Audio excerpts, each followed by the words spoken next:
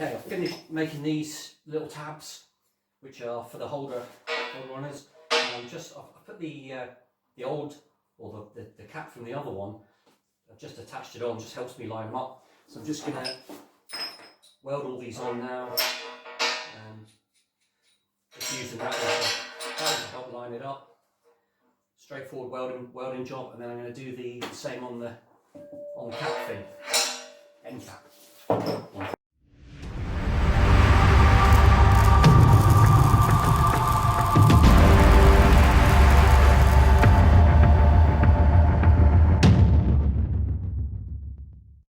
The dog's staying at home today because it's completely freezing, so you'll be pleased to know that there'll be no dog clips in this particular episode.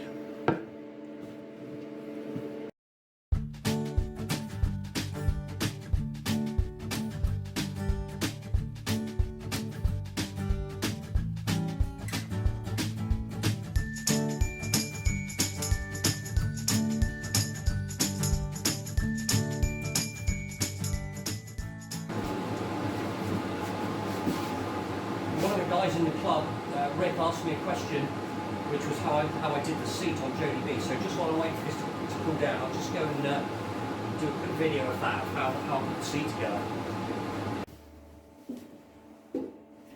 Oh, there's always a bit of a rigmarole getting in here because I haven't quite got enough room to open the hatch properly, as you can see. I even took some of the top off here, which kind of helps, but to be honest, I've got a method of getting in which isn't very graceful, I have to admit. There we go. See what I mean?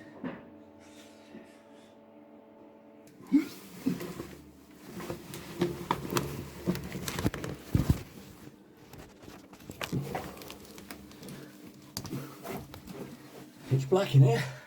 There's some light on the situation. Okay. The point of this going inside was to demonstrate this seat for somebody. This is for a guy called Rick. He's one of the P-Sub members. So this is what I did. I just put two stainless steel brackets which are welded directly to the hull, and then there's a sort of a kind of a bracket thing, and it just slides around like that.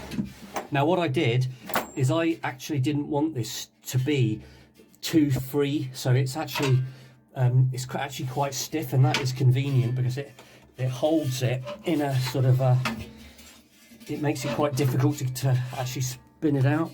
And then I have got this thing which I can click over, so that clip there clicks over it to actually stop it from going back if need be. Okay, so I'm actually squished up at the front now. We've got my head in the dome, and I can actually get under, although admittedly not by much. But anyway, that's how it all works. And let me just, in fact, yeah, I can get under there. So I could actually have a passenger lying under there. They'd have to be a bit thin, admittedly, but it would work. Ow! Let's put it away. So to put it away, same procedure. Flick that off. There. Right, that flicks down.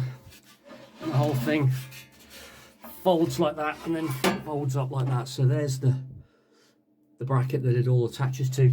This is about the third one I made, and I actually lowered it. So, and I think actually, yeah, I made some holes here so that I can actually raise and lower it if need be. It's just a sort of a bracket thing, and it fits like that, so it tucks away at the side out of the way. To be quite honest, most of the time I want to be looking out of the forward dome, so I'm actually kind of kneeling here at the front. I can get my arms on the motor controllers. Can also quite easily stick my head up and have a look out of the windows. So I mean, I'm 6'1", and I'm kneeling here now, and my eye height, the camera there is in eye height, and if I just look up a little bit, I can easily see out. So this is what I do, is I spend most of my time on my knees, so I can kind of look look out the front like that, or I can just look up out of the front or side ports.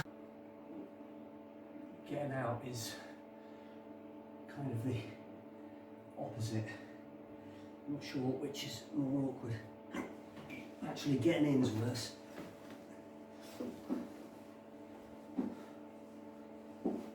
I like to keep everything covered. Don't want any dust or anything on any of the viewports. I've forgotten to put the battery leads back on. So this is how I can do it without actually getting in. Don't laugh.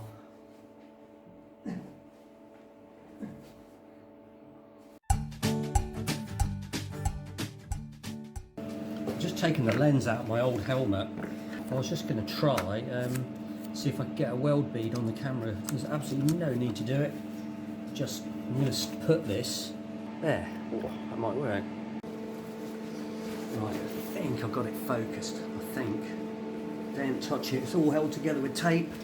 Let's see what happens.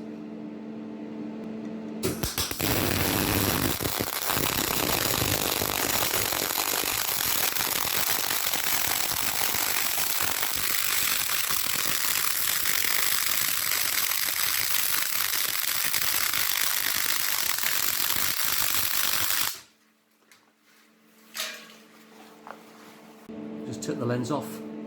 Hope that works. It'll be quite interesting to see that. Finish this bit. Just needs a bit of deburring and a coat of paint, and then we're done.